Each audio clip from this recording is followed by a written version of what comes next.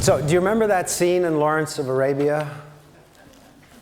O'Toole and Sharif have just hatched this daring and brilliant plot to take Aqaba from the Turks by launching a raid from the rear.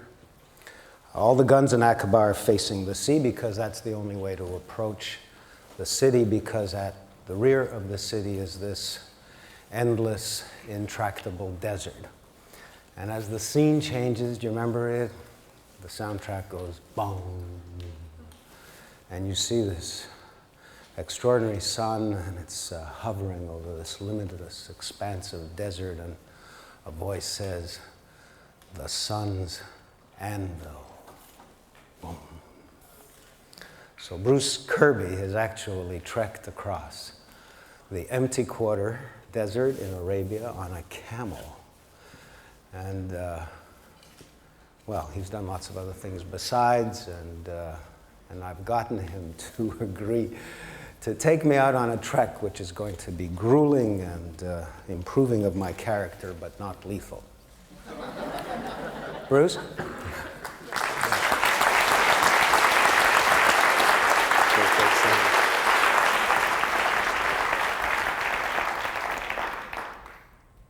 It's really a pleasure to be here and an honor. And I have to say, Moses' introduction is quite delightful for me, this affiliation or reference to Lawrence, and it's not always that kind. You see these little guys walking around with headsets on the side. I was promoting my book about 4 years ago, and sometimes you're sitting in a room where they don't know you can hear what they're saying, but you can. And I was getting back ready to come on stage, and they said, "Is Camel Boy ready yet?" And I think that's more often how I've been referred to, and that desert trip is a very small part in my mind of the things I've done and stuff I want to tell you about, but it does stick. We'll talk about it a little bit today. If we could bring the lights down and the first slide up, there's really so much that I wanted to share with you today, so many environments I wanted to discuss and journeys to go on, different characters to meet. I think when you travel to remote and locations, especially ones that are difficult to get to, it really forces on you, whether you seek it or not, an affinity, an appreciation, caring for what I almost think are two pillars of the human condition, not the only two, but that is wilderness and culture. And I really did suspect before I got on stage that Wade would do an adequate job of representing culture, and thank goodness he did. So I've essentially focused what I'm going to talk about on, cut everything that I think about in half, and I will talk about the wilderness aspect of it. I also tend to go on and on. So to speak for 15 minutes felt like being a novel writer asked to write one verse of haiku. So I've basically clumped it down into 3 short little versions. I want to talk to you about a recent trip, because I feel this little vignette will lead into some of the thoughts 10 years of trips may have created within me. And then I want to talk a little bit about Canada, because I feel we're very privileged to live where we do. I just recently got back with Christine, who's with me here, from Borneo and Burma, or Myanmar, however you refer to that country. And I want to talk about a little part of our trip in Myanmar. If we go to the next slide, I can't go on about this for long, but I want to have a little disclaimer at the start, and that is that to travel in Myanmar today, there's a moral decision that needs to be made. As you probably know, there's been a military junta ruling the country since 1962. It's essentially been closed down to any form of foreign travel until roughly 7 years ago. And there's a controversy whether going there supports the pro-democracy movement and the human rights movement, or weakens it. And I'd love to talk about that outside. I just wanted to mention that here, that this trip was not made without thought. But I want to talk about what we were doing in Myanmar, or in Burma. And just so you know, that the name changed in 1989, as did most of the city names in that country, in an attempt to erase remnants of colonialism on Burma, now Myanmar. We were in the Mergui Archipelago. This is roughly 800 islands. It's never been extremely properly surveyed, but the British Admiralty about 100 years ago said there was 804 islands here. They're jungle tufted. with quite intact rainforest just off the coast of Myanmar, near where the southern panhandle comes down and butts into Thailand. And we'd gone to do a paddling trip here. In fact, there's lots of high adventure. We had to collect our rainwater from dew and our drinking water and harvest coconuts. We ended up getting kicked out of the country in the end. But what I want to talk about was the environment and what we found. I knew what we were going to a little, but I was not prepared for what we ran into. And this was the first bay. We put together our folding kayak, paddled out of where we were launching this paddle trip, came into this bay. There was probably 40 long-tailed macaques feeding on the beach, and a form of essentially a monkey. We went for a walk on these islands into a bamboo grove and found a 15-foot long reticulated python, this thick. The type of thing that you almost think only exists in zoos. If we go to the next one, we made a long crossing the next day to a distant island. Had no idea what we'd get to when we arrived there. These islands are sedimentary and then they've been thrust up. There's all these anticline caves within them. And the first kayak paddled into this cave, and as it went in, it was as if the cave was breathing out smoke. And the number of bats coming out of this cave, 1,000, 2,000, 10,000, there was a globe in the sky above us thick with bats. And to see this kind of profundity, just to stumble on it, to not, in our day and age here, we go to see a caribou migration perhaps, and there are some limited examples of this around. We were just stumbling into these things. At night, on the beach, we'd set up camp, and as dusk came in the beam of our headlight, we'd see the eyes of little deer mouse wandering around the edge of the thickets. There'd be wild boar always on the beach at night, civet cats.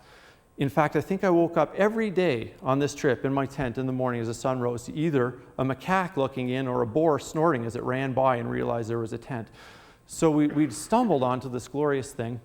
My most memorable moment, we hiked to the top of this island near sunset. We knew there was a large fig tree where hornbills came to roost below. Now, if you're not familiar with the hornbill, it's a very large bird, about a 1 meter wingspan, with an extremely large curved beak. It almost looks like the Fruit Loops bird, but it's not the Fruit Loops bird.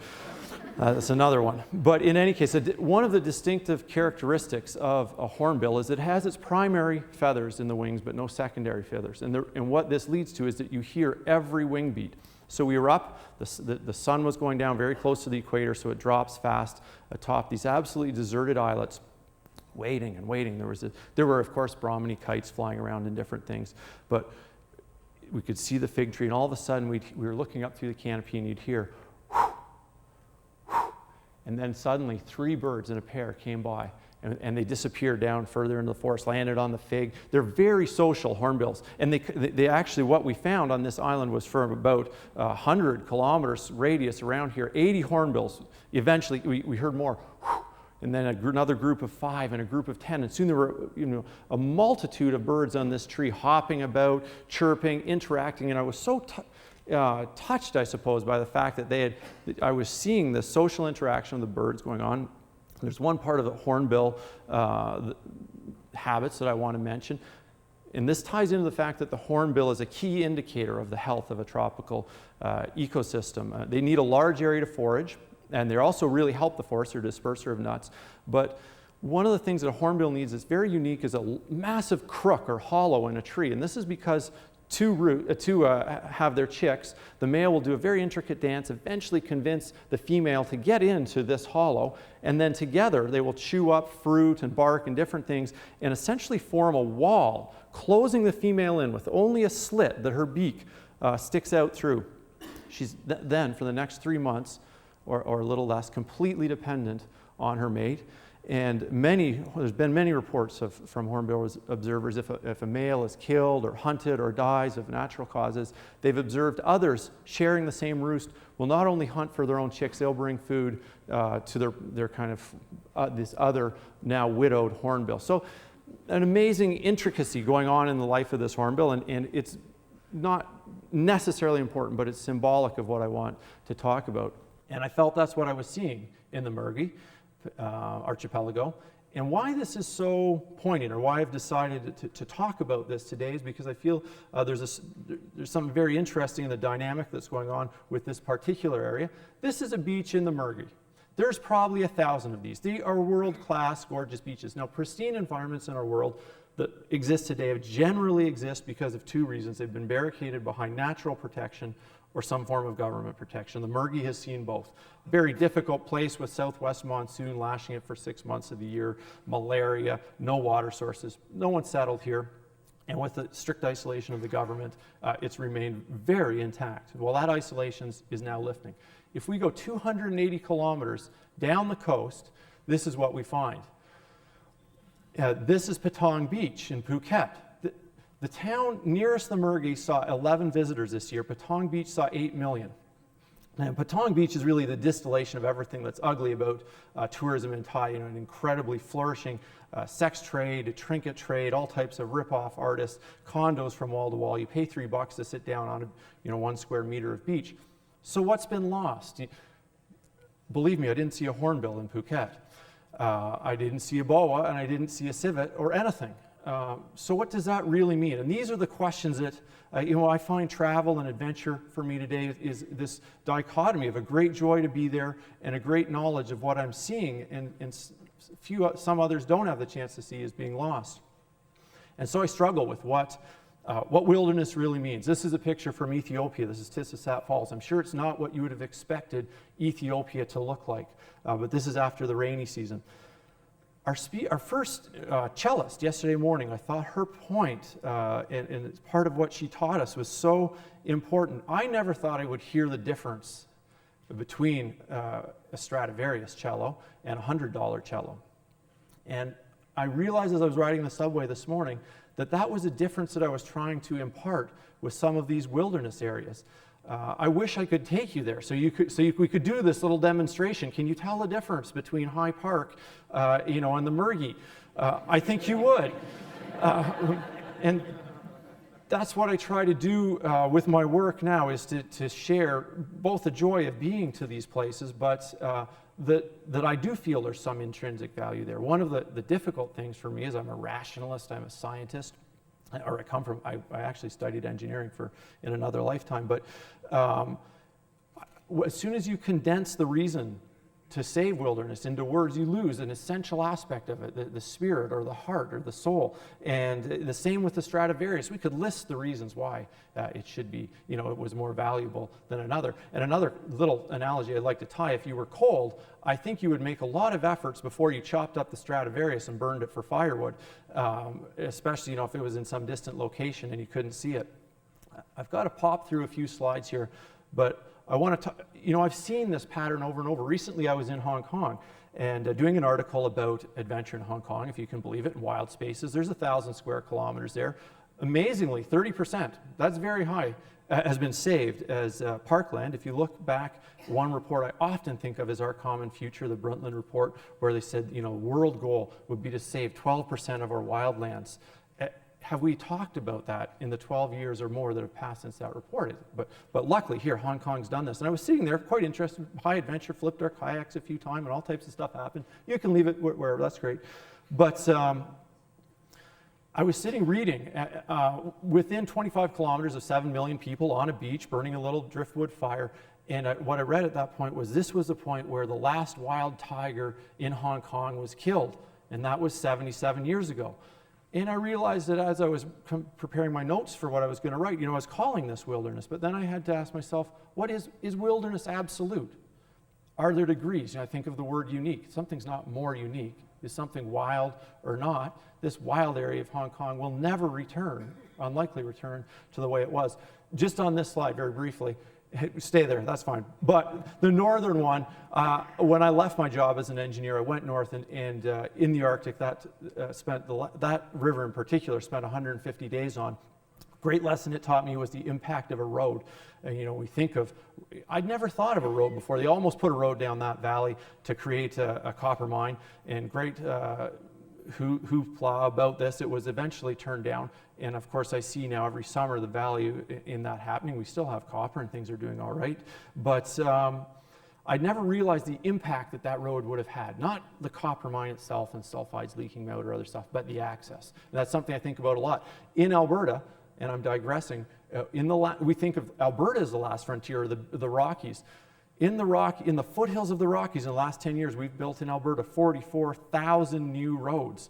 And every one of those roads lets in people like me who walk and take photos and ATVs and all these things, and no one's got more right there than the other. But the easier it is for me to get there, I realize the more changes that come. Let's stick with this one for a little. This is Arabia, empty quarter. Someone Wilfred Thesiger crossed here in 1947.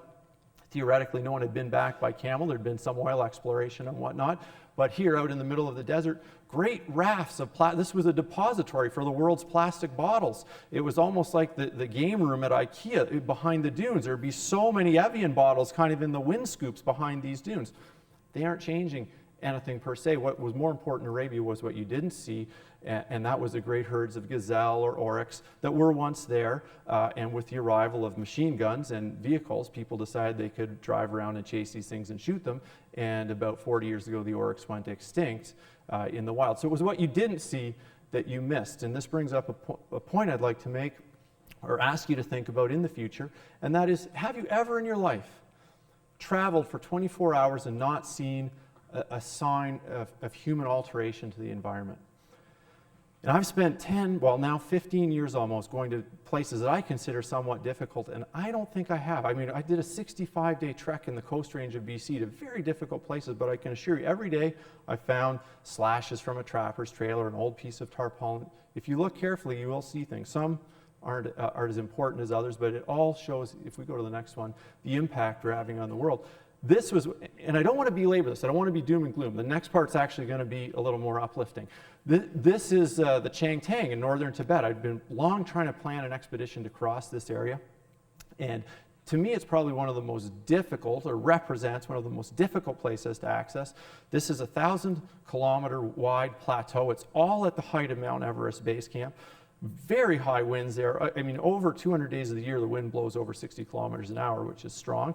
There's no fresh water because no rivers drain that plateau. The lakes are all saline. Incredibly difficult to reach. Sven Hedin and George Littledale, many early explorers tried to cross this plateau to get to Lhasa. None did. And at one point I thought it would be a good idea to walk across this. And when I went there, so I spent, to get to this point, which is about as far away as Ottawa, it took me 12 days of travel alone. And I felt at that point, as I stood there looking out across the plateau, I felt the biggest weight of isolation I had ever sensed. I knew that there was no helicopter that could fly that high, that long, and reach me. There were no plane stationed in China that could come to me. My goodness, it had taken our drivers 12 days to find this point. We'd had 27 flat tires in the process, and at one point been stuck in mud for 21 hours. We had appendicitis. No one was coming to get us. It was true isolation. Every side valley I hiked up to explore, looked down, was filled with tire prints, which isn't a problem, but they were from poachers, which is a little more of a problem. And I read reports from 100 years earlier, and there's explorers just amazed. This was the Serengeti of High Asia, and Sven Hedin reported seeing herds of such abundance that he could not describe them. Now, this was mostly Tibetan antelope or charu, which has a very fine wool. Again, slaughter. George Schaller, who's the expert on the animals of the High Tibetan Plateau and the Chang Tang, estimates that 90% of that herd was essentially killed within a decade. So let's go to the next one. And okay, I really feel like I'm going on doom and gloom, but it's funny. You travel and you sense always there's this nagging sense of loss. And what really brought it to head were two things. One was I read The Skeptical Environmentalist about a year ago, and it made me realize I had to. Now, this is a book that has different views than I do. It's great. It promotes discussion in that sense. But the essential fact that it made me realize was that, and just as Tony said yesterday, that facts and data can almost be massaged into any way to make you believe whatever side of the argument you want to believe. And I was absolutely convinced after reading this that some of the things that I thought were a problem weren't, and then I could go and find other data sets that made me believe they were. And what was missing was the heart, and what was missing was the connection. And that it brings me to the two things that I feel are the challenge facing these wilderness areas. And I'm really not a radical. I'm really more of a conservational, of a mediator to try and find some solution here.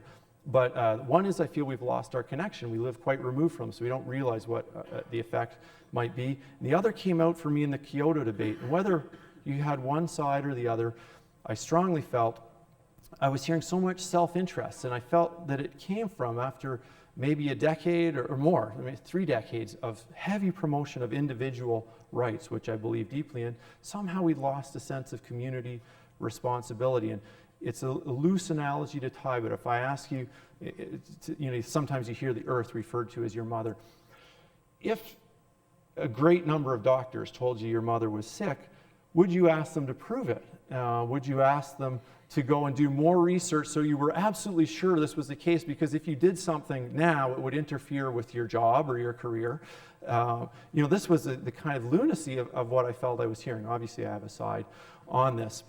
But so these are the thoughts that I end up thinking about in my travels. And my challenge now is how to bring the joy of travel, of adventure to people without being too burdened by this. And I'm just taking tentative steps in this. So the first time I ever spoke out environmentally, I'd spoken at the Calgary Zoo for 5 years. I always speak in the spring. I don't know why a lot of people come, but I guess they know me or they're my friends.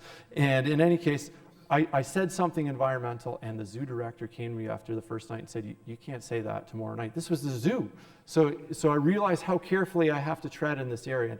And more than anything, I want to inspire, not set in depression. Let's go quickly through my last little bit here. And this is a joy of travel, and this is, as Canadians, we have a great gift in the North. We have a great privilege, and comes with it a great responsibility. The North, I've been to 40, 5, 7 countries in the world, and when I'm asked, it's not pure patriotism, it's true. Canada is undeniably my favorite, and it's one of the most beautiful places. If we just flip through what we have in the North is a frontier, and there's not so many left. This picture was taken in Skagway in 1995, and the next year I went back and he had up a sign that said, "Tree huggers can kiss my axe." I heard someone recently say, the frontier attracts 2 types of personalities: those that are trying to escape something and those that are trying to seek something. And with this frontier in the North, we really do need to seek something. And that is a chance to save it. It's a land of the midnight sun. It's glorious in the summer. This picture was taken at 2 o'clock in the morning on the Nahanni River. The scale of the land is unbelievable. Those are 3 18-foot expedition rafts in front of an iceberg on the Tachinshini River. And if you remember that 90% of the berg is underwater, that gives you an idea for the scale of the landscape that you're traveling through.